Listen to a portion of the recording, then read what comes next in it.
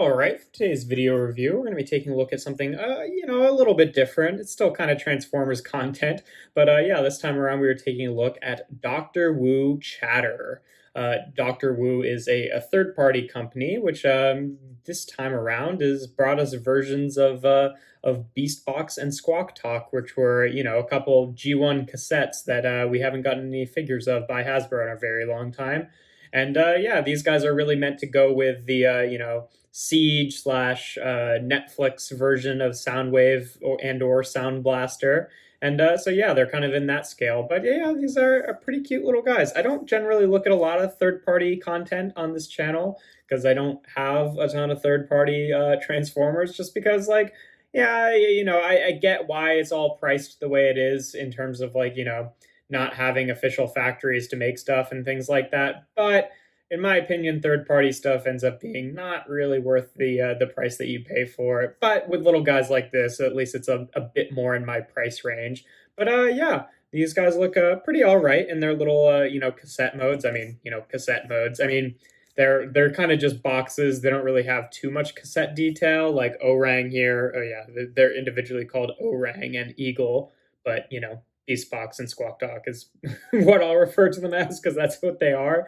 But he kind of has some detail that's like sort of reminiscent of cassettes. But to be fair to them, like the other cassettes that they've officially released don't really have a tremendous amount of detail either to be looking like cassettes. There they are with Frenzy and Ravage and Laserbeak, just so you can see how they compare. They're a little bit more filled out than these guys. I mean, Frenzy slash Rumble, this mold has it's fairly solid in terms of being a actual like rectangular prism like these guys.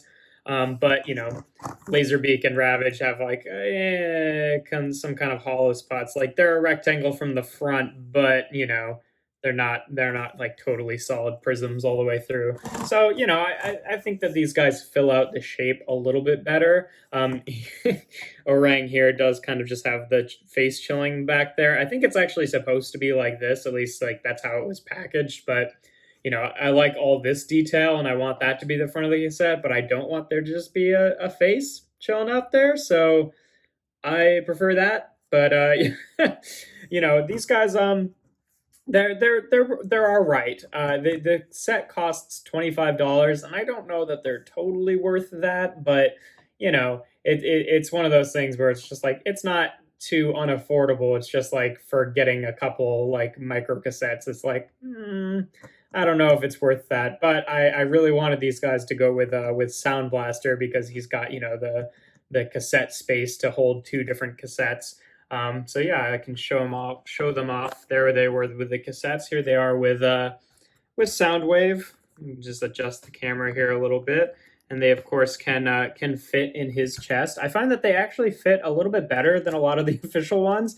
They're just a little bit smaller, so that they're not like really like wedging on the inside of the cassette deck. They like fit in there pretty nicely.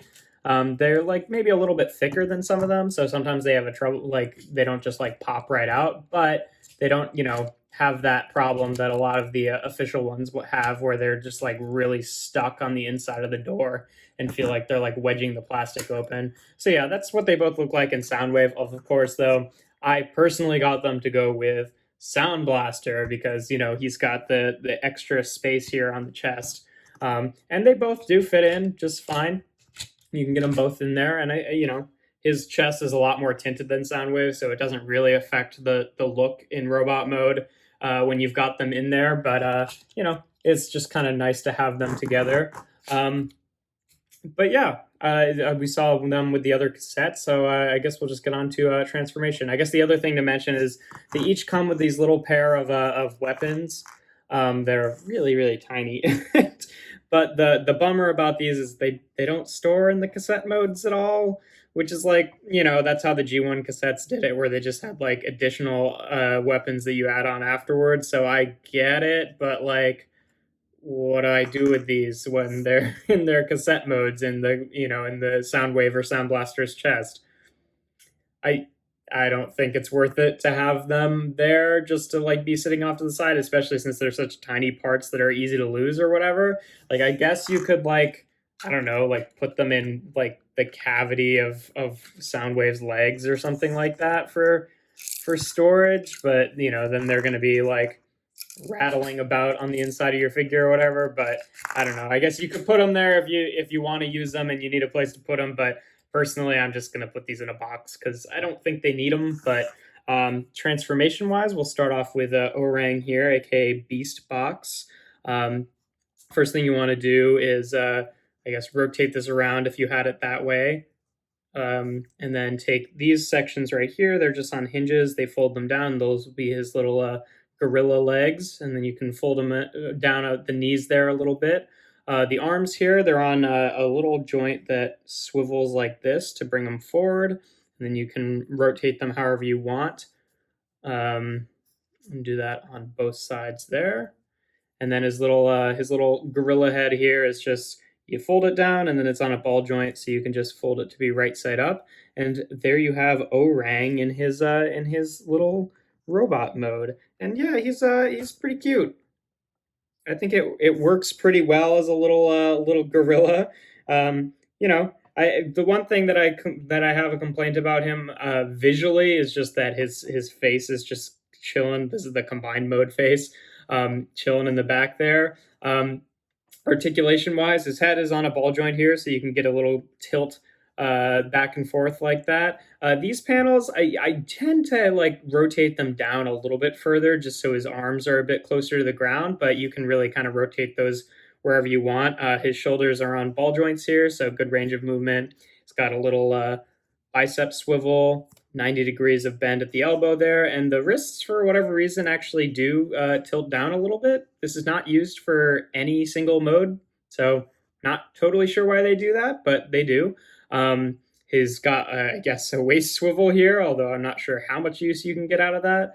And then the hips, which is the one bummer of articulation, they're just hinges, so they only fold out to the side. If those were like ball joints or something, so they could actually like bend down a little bit more, that would make this guy like a lot better, because you're kind of limited on the poses you can get him in where the hips are always at that like 90-degree angle with the body, and then the knees are on ball joints so they can rotate and bend down, but they're pretty much just like cubes. So like, there's only so much like different movement you can get from them. So yeah, I guess the one thing with him that I would try to change is like maybe have it so that the hips could rotate down, because like that does make it a little bit annoying to pose him. But he's just a little gorilla man anyway, so it's not too big a deal. And then these are his weapons. They can just tab into these slots here, which is pretty much just like where the mushroom joint plugs in for the arm swivel there. You just peg them in just like that on the top there. And I think it does look better like that, but I don't think it looks better enough to be worth having like the additional weapons that you have to like peg in. So but that's him for now. And then here we are with Eagle, who's aka Squawktalk. And first thing you want to do with Eagle is just untab these little sections right here. They're just tabbed into these little tabs here on what will be the feet. You fold these out all the way out to the side. They're going to make big old wings. And then this little section here rotates up on that hinge and then rotates down to make feet. Take this section here, rotate it to the back to be a tail, and then the head flips out like that. And there you have Squawktalk, or Eagle, in his little robot mode. And yeah, he's not quite as good. He does have like huge silly wingspan where his body is this teeny tiny thing, and then his wings are these big, not at all aerodynamic like clumps. So that's kind of typical. I mean, like the original Squawktalk was sort of like that too, so not that big a deal. He does have some feather detailing sculpted in on both sides, not as much on the bottom side. But yeah, articulation wise, his head can tilt up and down, his tail feathers can tilt up and down. The feet are on these, this double hinge here where the feet itself is on a hinge and then the whole section there is on a hinge. Depending on how you have these ball joints oriented, you can kind of, make the wings do different things. Like if you want them to like bend up like that, you could orient it like that. Or if you want them to be able to tilt forward and like be in like a more roosting position, then you'd have them like that. I just leave them generally in the way that they, end up from transformation. But yeah, you can fold up the wings like that. These bits rotate, but that's not really for this mode. In terms of his weapons, he just has these little teeny tiny pistols, which it's kind of tricky to get them on there just because they're so tiny. But you peg them on like that, and I found that so they came in package like attached to a sprue, and I might have to like shave a little bit of the flash off of there because I find that they don't sit totally flush. But I also, because I'm just putting these in a box, I don't know if I totally care. But yeah, I think he looks a little bit better again with these on than not, but not better enough in my opinion for it to be worth having them still. But yeah, that's what they look like. I'll take their weapons off for now and put those off to the side. We can get into some more comparisons. Here they are again with Laserbeak and Rumble or Frenzy, whatever you want to call them, and Ravage, just so you can see what they look like with the other cassettes there. And yeah, that seems about right scale wise. Obviously, they both turn into the same shape, so makes sense. Just for fun, here Orang is with Chilla Gorilla, the bot, and I guess here's Eagle with Incog Ego, for lack of a better option. I don't know, is there a better bird bot that I'm just not thinking of? I just figured since I'm showing him off with a gorilla bot, but yeah, it's cute. And then other for scale wise, here they are with a Titan Master, cool. And then we'll bring on Soundwave and Soundblaster again, so you can see what they look like together. Obviously, very, very small in comparison to them, as they should be. But yeah, last thing to talk about is their combined mode, because, Squawktalk and Beastbox combined in G1 to become Squawkbox, I think his name is. So they've named this one Chatter, like that's what the set is. But yeah, first you want to take Eagle here and fold the head in and fold the tail feathers out. Fold down the wing sections and then rotate them like this to be facing forward, and then take the tips of the wings and rotate them around. These will be the feet of the combined mode. And then I'm not sure exactly what you're supposed to do with these. I just kind of fold them up like that. So there we have that.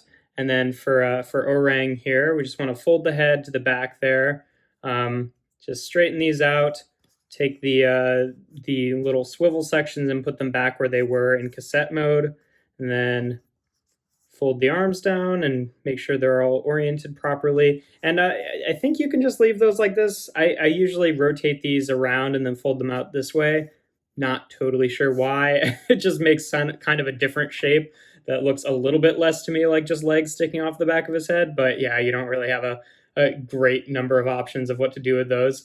And then you take this section here, and these little tabs right here on Eagle will go into these little grooves on Orang, and then this little tab will sit in this like spot on Eagle. So you can just get that lined up and then slide it in like that. And there you have Chatter, aka Squawkbox, in his robot mode. And yeah, he's really cool. This was like the main reason I wanted to get this set, just because like little Squawkbox, super cool. If you want to use the weapons, you can use them in this mode. You just take the Orang's weapons, and then you take Eagle's weapons. I want to make sure I'm doing this right because they tab it in a specific way. Yeah, like that. No, this one. And there's a little hole in the end of Orang's weapons, and you just slide this in. It's secure on one of them, and then the other one is a bit looser. Like this side is like, it just feels a little bit looser. It's not like super problematic or anything like that, just like not quite as secure as the other side. And then you take these little tabs here, and they just plug onto these spots here on the arms. And yeah, again, it's like, yeah, I guess it looks a little bit better to have the weapons there. So, Squawkbox has something to do. Otherwise, just like punch people with little fists. But, I don't know if it's worth it enough to have these little weapons that are just so easy to lose and don't really have any place to store in cassette mode. So, I tend to leave them off, but that's what he looks like with them. Articulation-wise, the head can rotate back and forth like that. I mean, it takes the like orangutan or gorilla legs with it, so it looks a little weird, but it can rotate. The shoulders here are on ball joints. Well, they've got that swivel still, of course. I mean, it's the same as the gorilla arms. They're on ball joints. They've got that bicep swivel, 90 degrees of bend at the elbow, and the inexplicable downward wrist joint. Nothing at the waist, just because of how they combine. The hips are on ball joints. You can move the tail feathers out of the way to like move it up, move it back, move it out to the side. He's got a little thigh swivel there.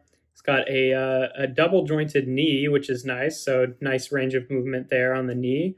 And then the foot can swivel, and then it also has a dedicated little ankle joint there. So yeah, pretty good articulation on this guy, especially for being such a small little figure. But yeah, in terms of comparisons, here he is again with Ravage and Frenzy, aka Rumble, and Laserbeak. So you can see how they all scale together. Works pretty well. For fun, here's just an average Micromaster, and then just for an analog for another similar kind of bot. Here they are with Mirror, aka Rook and Crosswise, the two minicons that came with the Armada Sideways toy, just because it's two other minicons that just combine together like that. And then here they are again with Soundwave and Soundblaster, just so you can see what they look like together. And so yeah, it's a pretty good little set. I don't questionably worth $25. Like they're fun little figures. The joints feel pretty tight. It all works fairly well, but I don't know if you're really getting your money's worth. If you really want them, then and you're comfortable spending that amount of money on this like little amount of plastic, they are good. They live up to the hype of what they are. But it's just a matter of like, do you think it's worth $25 to get basically two slightly better new versions of these guys, of which a 10-pack, a 2-pack before was worth what, like $10? It's like, if you're willing to like pay a little extra because it's third party and not an official Hasbro product, that's one thing. But it's up to you. Just that is kind of that's always a big asterisk in the corner with third-party products, is like, oh, it can be super great, but it costs like 2 or 3 times much as like what the size class would cost for Hasbro. So I don't know, but I'm happy I picked up the set, and I think that they look pretty good. But yeah, that's pretty much all there is to say about them. If you enjoyed this video, make sure to leave a like and consider subscribing. I do reviews every Tuesday, Thursday, and Sunday. And without further ado, here we have not Transformers, Dr. Wu Chatter.